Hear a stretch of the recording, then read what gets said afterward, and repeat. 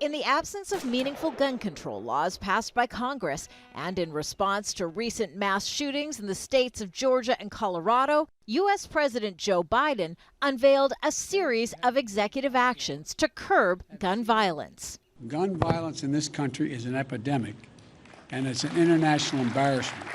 The executive actions include regulations on so-called ghost guns, weapons assembled from parts that lack serial numbers. Purchasers avoid background checks. So when they show up at a crime scene, they can't be traced. Also prohibited, pistol stabilizing braces, reportedly used by the mass shooter last month in Colorado, and red flag regulations, allowing families to petition the courts to confiscate weapons if a person is deemed dangerous. I've held hands with the hands of parents who have lost a child.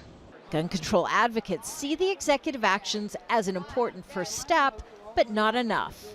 The notion that somebody can walk down a city street in my hometown, Richmond, Virginia, with an assault rifle attached to their back is just, unacceptable and unnecessary.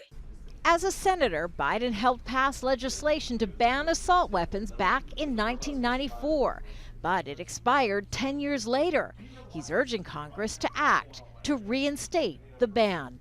The 1994 Act had a positive effect on public safety. Enforcing these actions, if confirmed, Biden's pick to head the Bureau of Alcohol, Tobacco, and Firearms, David Shipman.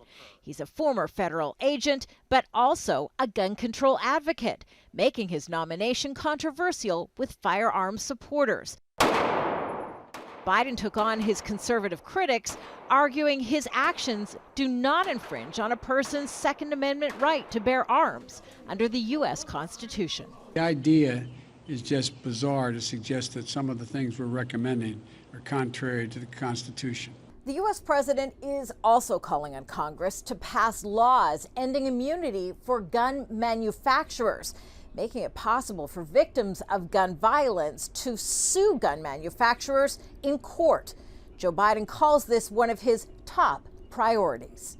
Kimberly Halkett, Al Jazeera, the White House.